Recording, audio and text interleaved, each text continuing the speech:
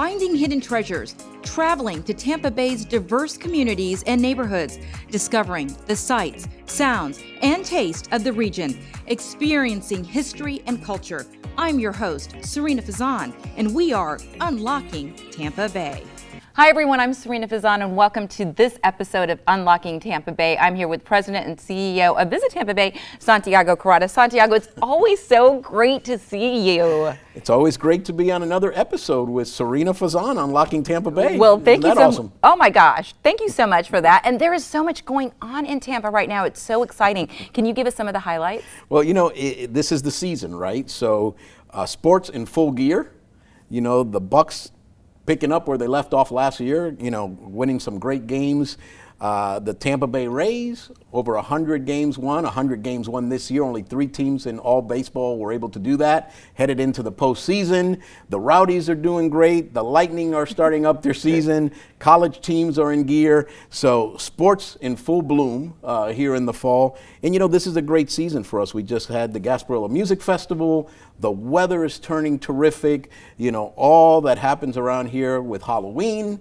You know, Busch Gardens and Hollow Scream, and, you know, just that fabulous weather that rolls in the fall. So, you know, just a great season for us. You know, we had a terrific summer, and now we're headed into that season where we get to celebrate some really, really great holidays, starting out obviously with Halloween and then Thanksgiving and then Christmas. So really, really excited, and tourism hasn't let up. I mean, it's been great what's been happening here.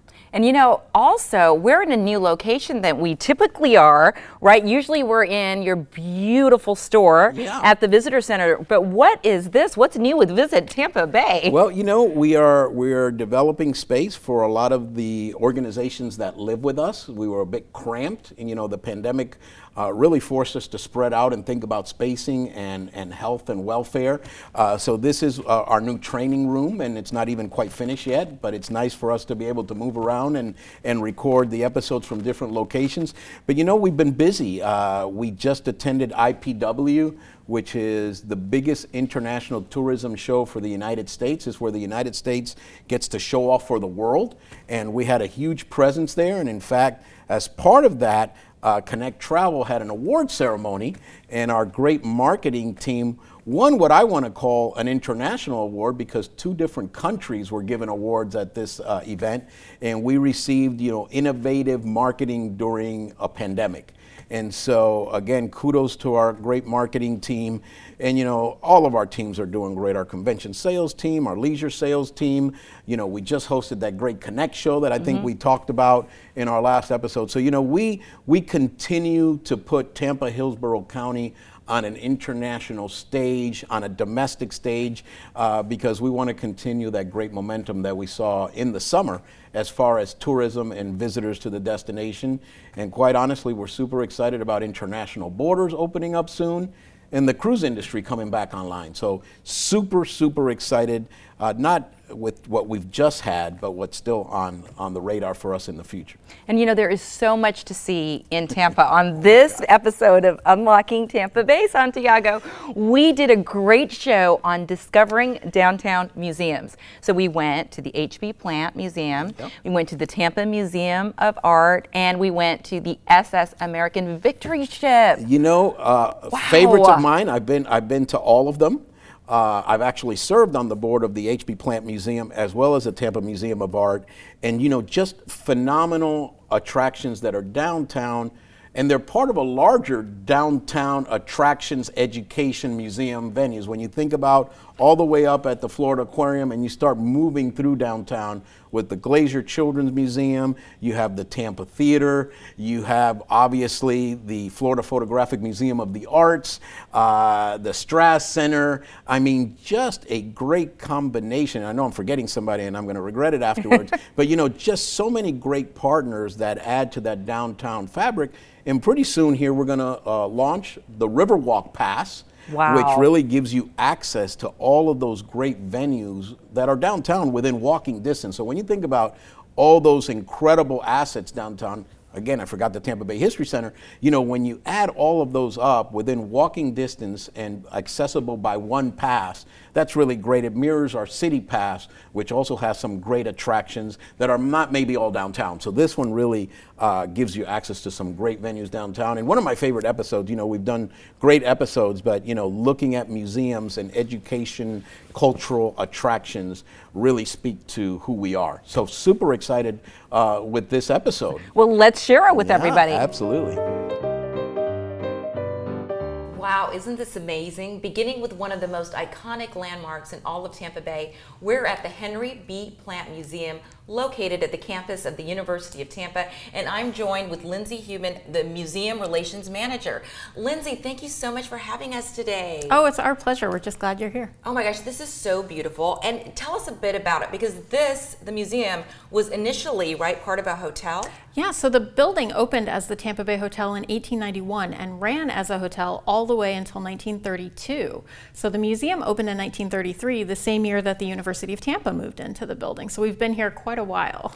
So what is that, like 90 years, right? Coming up on it, yep. Wow, that is amazing. Now, the hotel is no longer here, though.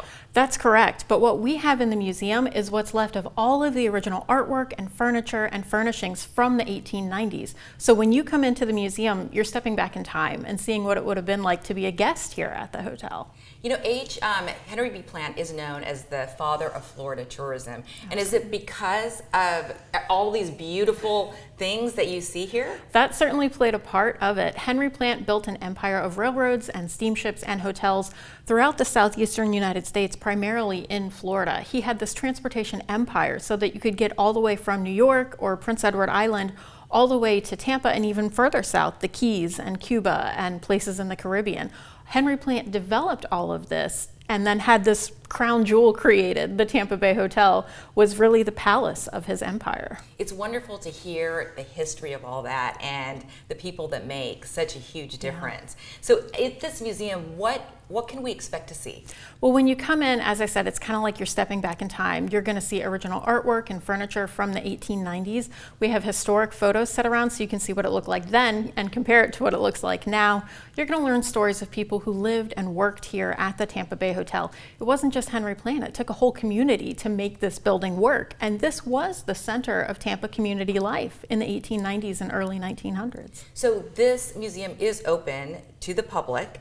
It's just located on the campus here at University of Tampa. Yep, so we're open Tuesday through Sunday. We have great special events. We're open and we want you to come see. This is where the story of Tampa starts. You know what's so wonderful about Tampa, especially now, I feel like, you know, of course we have all these amazing sports teams that are winning all over the place, but this area is growing so much. So have you seen a change in tours? You know, we get people from all around the world. Just in the last 6 months, we've had visitors from all 50 states and 52 countries, which is fantastic. We're reaching a great audience. We have great stories to tell, and we want to share the history of Tampa with the community. Let's face it, it's been a crazy time. But are you getting busier and busier? We are seeing our numbers start to pick up. You know, it's been hard for all museums. We're a small museum, so it's certainly been challenging for us, but we've been able to adapt. And you know, we're offering a lot of online programs now and new activities. So we've tried to pivot to a new world. That's wonderful, though, about the online. So if people are interested in online activities, what website do they go to? They're going to go to plantmuseum.com. Wonderful. And the weather right now, we love it, right? Oh yeah. So do you have any seasonal tours or anything coming up? We do. We have 2 great activities coming up. Our Erie Evening at the Tampa Bay Hotel is a lot of fun. It's 4 nights at the end of October. A mysterious death has just been discovered in the Tampa Bay Hotel, and we need your help to find the clues and solve the mystery. So that's a super fun event. It's a really rare opportunity to see the museum after dark. So you're seeing the museum in moonlight, there's candlelight flickering, completely different experience. The other super fun activity that we have coming up is our Victorian Christmas stroll. It's our 40th year. We've been doing this 40 years. We have 100 trees ranging in height from 2 inches to 14 feet. 40,000 lights. I mean, we just transformed the entire museum. There's live music, cider and cookies on the veranda. There's no better way to get in the holiday spirit. And that sounds like something for all ages. Absolutely, yep. Wow, so Lindsay, you've been here now for 7 years. I have. What brought you to the museum? Well, I grew up in St. Pete, so in a lot of ways this was coming home for me. And this building, you can't walk by and not come in. I mean, you have to come in and see what's going on here. This building is unlike anything else in Tampa, so I had to find out what was going on, and once I learned about the museum, I had to stay. Well, you know, the minarets outside, I mean, when I first moved here 19 years ago, 20 years ago, I thought, what is this place? Exactly. And beautiful, it's absolutely beautiful. Do you have a fun fact about the museum that you can share with us? You know, it's so hard to come up with just one because this building is so fantastic. I think what's really interesting is that this is one of the first buildings in the state to be completely electrified. Every room had electric lights, which is incredibly rare for the 1890s. The newspaper reports said that it was a blaze in light, read a book any time of day, and every week we have visitors who come in and go, "Why is it so dim in here?" So wow. it just shows you how our opinions have changed over time. Yes, it certainly has. Well, gosh, what a pleasure to talk to you today, Lindsay. We're so lucky to have people like you in this community. Well, thank you. And I'm telling you, again, I've been here for so long, I can't wait to come back to do some of these seasonal activities. I certainly hope you do. I do too. And we invite you to check out the museum and everything they have to offer as well.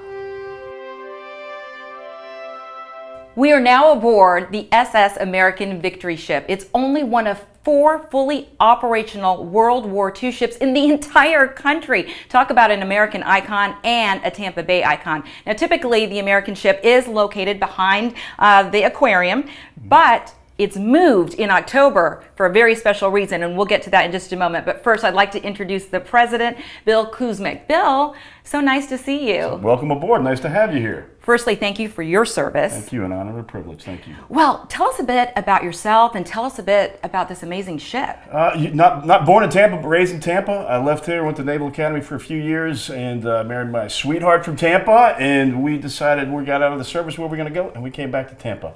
And just as an exciting part of that, I got involved with the American Victory through a network of alumni.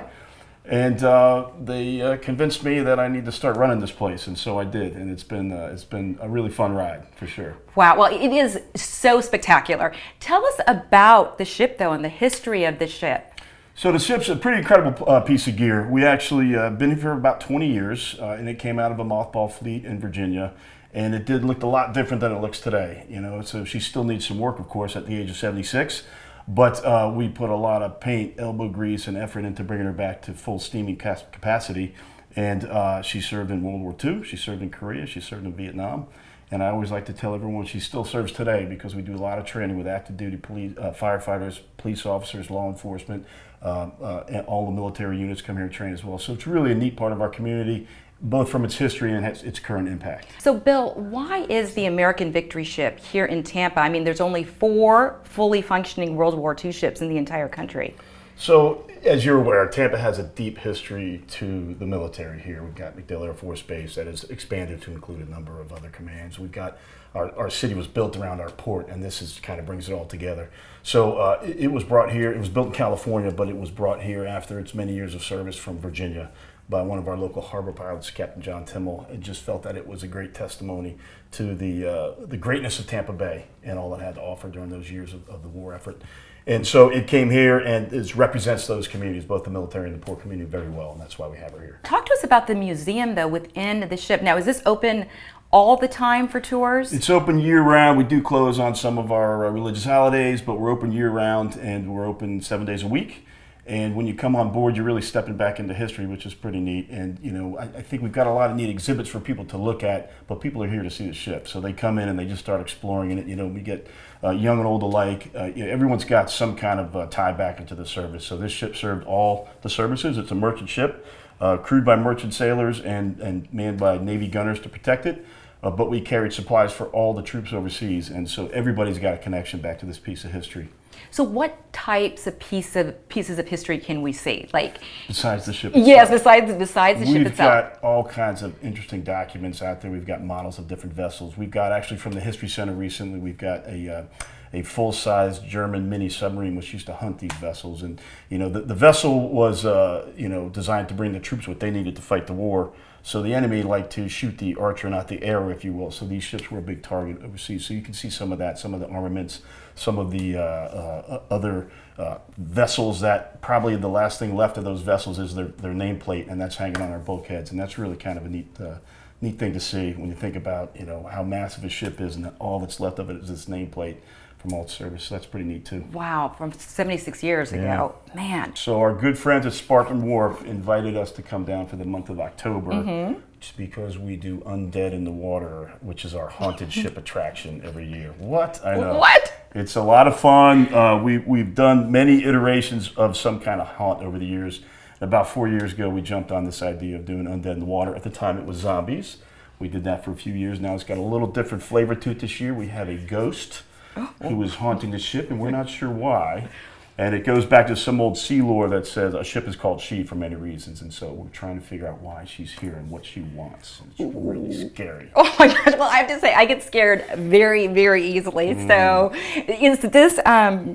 is this going on right now? It's going on all weekends in October. We just had our first weekend last weekend. It was a huge success. And truly, being at Spartan Wharf has been fantastic. They've been great hosts for us. And we've got a lot of really talented people come in and help us put it on. We've got Practical Imagination with Andrew Kern, who does all of our special effects, and that's what he does for a living.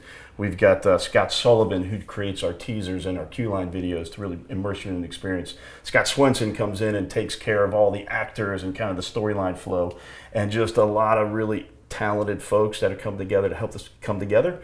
And then we have these volunteers who amazingly get behind putting on a haunted ship, and do the old timers with their tricks, how to make things happen is amazing. So it's great. It's great for us.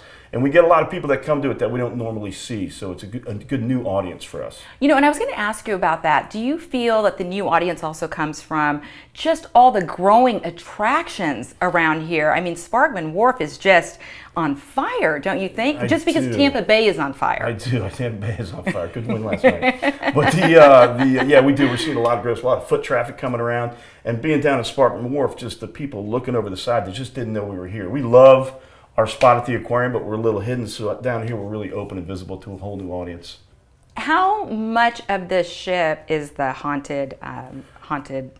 Quite a bit of it. We actually kind of played with different ways to get people through the entire ship to see most of the spaces. So you probably go through a good 2/3 of the ship when you do this haunt, and you get twisted around. You get to actually go into places you wouldn't normally get to go on board, so that's pretty neat too. Very there's tricks around every corner. All right, very exciting. I'll put on my big girl pants and come through. Please do. Yeah, please do. I'll do it. I'll do it. All right, before I let you go, such a fascinating conversation. You know more about this ship probably than anybody, right? Since you are the president. Yes. So any fun fact that you'd like to share? Man, there's a bunch of fun facts, but I really just got to say, I mentioned it earlier, our volunteers are the lifeblood of this place.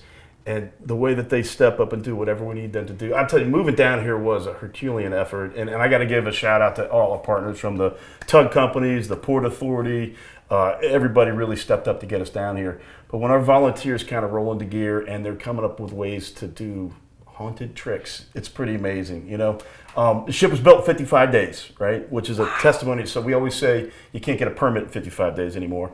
But these are the kind of guys that got that done, and gals for that matter. And they really do dig in and make amazing things happen here, and they are funny to talk to and just to have great history, great stories. We love having them around. Wow, Bill, thank you so much. And this is why I love my job. I get to learn about all these amazing people and these amazing, opportunities here. Thanks so much for joining us. And now let's turn to something more modern. We are at the beautiful Tampa Museum of Art. I am joined by Michael Tomer, the Jeff and Penny Vinnick Executive Director. That's correct. This museum is beautiful. First of all, talk about where you're located. Sure. We are right at Curtis Hickson Park at the intersection of the Hillsborough River, right on the Riverwalk. People who notice our banners and know that we're open or have been seeing us as a destination location will use the Riverwalk to come to the art museum. So it's been a huge asset for us. And I think it works in synergy, right? We are a huge asset for the Riverwalk. So we work in tandem, we're good neighbors, right? We've said, I think we've got the greatest piece of property in downtown Tampa because of our views. Yes, the views are beautiful. Yeah. Why is modern art so important? Sure. And what is it about this museum specifically? Sure. Well, modern art, any type of art, is so important because artists tell the stories of our lives. And so through their visual language, through the way that they document things that surround them, they're talking about not just themselves, right? Or their families or what's in their immediate world, but they're talking about what's happening culturally, politically, socially. All of that feeds into a larger discussion of a work of art. So when you are looking at a work of art, you're not just seeing the vision of one artist, you're seeing the artist's vision of everything that surrounds them. So you can tell great stories through visual art. The stories of our time or past generations or past centuries. I mean, our collection goes all the way back to 1000 BCE. So we are talking about stories of Western civilization's history and culture, the great Roman Empire, the Greek Empire, all the way to what's going on in the 19th century, advents in technology that are influencing artists to move in certain directions, from the painted portrait to the photographic portrait, to now the digital portrait, right? So artists tell those stories through advancements in technology, advancements in life. They are the timekeepers. They're the visual reflections of our world. And that's why art is so important, because we get a piece of that even if we're not living in that place at that time. I have to say that you speak so artfully. Thank You're you. a wonderful speaker, Michael. So at this museum, do we see different exhibits at different times of the year? We do. So our museum puts together 7 to 9 different exhibitions a year that try and encapsulate what's going on in the world, either through our permanent collection, which we have over 8,600 objects. Wow. I know, and growing. So our permanent collection is growing. So we build that collection because we are the caretakers of the treasures of the art world. And that is for future generations as well as generations right now. When we don't have that type of art in our collection, or even if we have some of it, we'd like to broaden the conversation. In other words, extend the novel by bringing in works from other collections, either from individual collections, private collections, or collections that exist at other museums, near and far. So, and then of course other museums often put together exhibitions that are of great interest to us, and we'll bring in that whole exhibit. So those exhibits are made up in a variety of ways. So some of them are coming from other museums, some come from our own collection, and some are kind of a hybrid. So right now we have on exhibit 6 different exhibitions, one of which will close in 2 weeks and another one will come. So that's about, when it comes to exhibitions, that's about how many we do a year. Well, and it seems like, I mean, this is such a great museum, not only for the tourist, but for people who live in Tampa. Yeah, I mean, I think both, right? So over 30% of our visitation comes from tourists that come to the area from outside our 4-county region surrounding Tampa Bay. But we're open 362 days a year. So every single day there is programming for people who live here or people who visit. And we are part of the business community that provides this wonderful quality of life experience. So it is for everybody, and we also are mindful that everybody comes from different walks of lives and have interest in different things. So not all of our exhibits are specifically about the same generation or the same time period or the same type of art. We try and give a variety so that everybody that walks into our museums can see a reflection of themselves somewhere and learn something maybe more about themselves or another culture.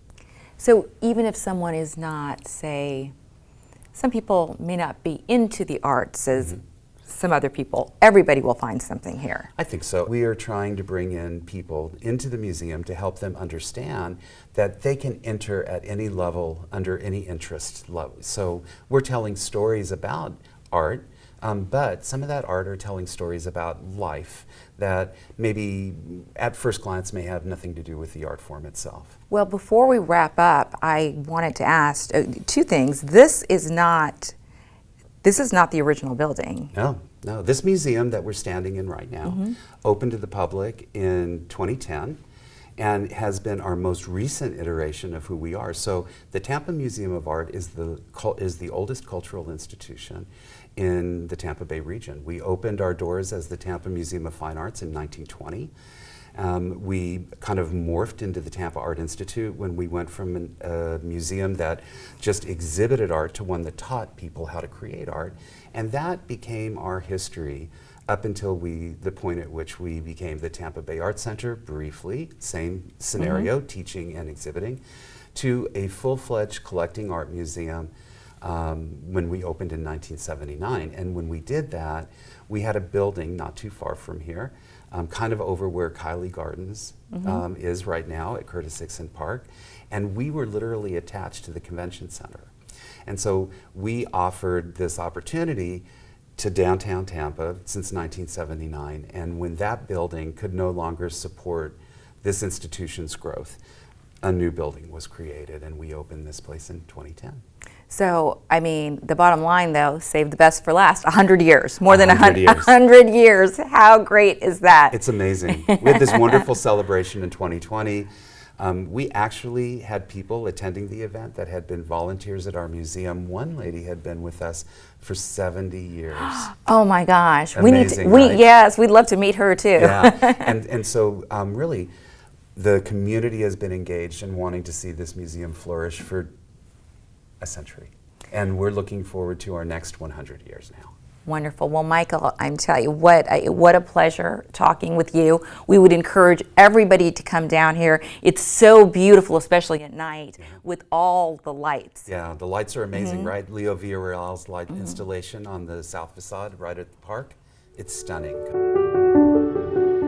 So, Santiago, those were only 3 museums. We have so many here. You know, it's the tip of the iceberg. You know, you've covered some in prior podcasts, but you know, we mentioned so many at the beginning of the show, and there's still others to mention, like the Tampa Police Department Museum, the Firefighters Museum. I mean, there's so many hidden gems in our downtown that need to be discovered, and so you've highlighted three today, and hopefully we'll highlight many more in future podcast episodes, because they really deserve their time. Well, absolutely. I would love to. And you know, as a local and being here for a long time, it is amazing the growth we have seen in just 3 to 5 years even. Well, you know, so much has happened here. Obviously, the Riverwalk was a game changer for us, but when you talk about all the developments that have gone on, you know, in and around Tampa and Hillsborough County, the Midtown development, what's happening up at Armature Works, what's happening in Water Street around Sparkman Wharf,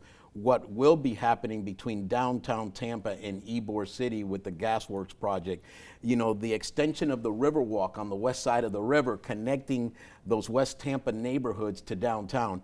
It's really amazing what's happened, but more amazing is what's going to happen. And so, you know, we've all been able to watch this great evolution of this city and this county, and it's really breathtaking. You know, what's happening here isn't happening everywhere. You know, you maybe in some other place you have one small development, or you have, you know, maybe a reimagining of a district. But here you have all of this growth that's gone. We haven't even talked about Hyde Park and the things that have happened out in Hyde Park and Soho. So it's just amazing to see this city mature and look as fantastic as it looks. And we're all being witness to that. You know, we have both been here for a while. I mean, I've been here for 20 years now. I'm with you, 20 years? Yeah, 20 years, right? So we feel like a big city.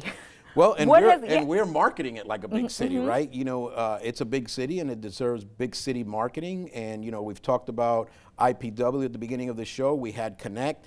You know, we have Florida Huddle next year. You know, we have all these opportunities to really market Tampa, not just domestically, but internationally. So we're super excited.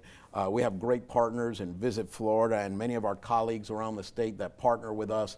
So, you know, the future as far as growth is great, but the future as far as marketing and telling the story, and it's a great story because there's always a new chapter in the book. So we're super excited about that. And you know, when you were sharing about the opening up globally, right? The Riverwalk Pass is really going to be a game changer as well, don't you think? Well, you highlighted, three of the so many attractions that we've mentioned that could be a part of that Riverwalk Pass, and that complements our city pass. So just phenomenal opportunities for people, not just our locals, but our visitors to enjoy, so many different things. I mean, when you think about the scope of all those places, and you throw in Mosey, and you throw in Busch Gardens, and you throw the things that are available across the bay, there's really something for every taste, for every visitor, and we're super, super excited to be able to be the ones that tell that story, and for you to help us tell the story.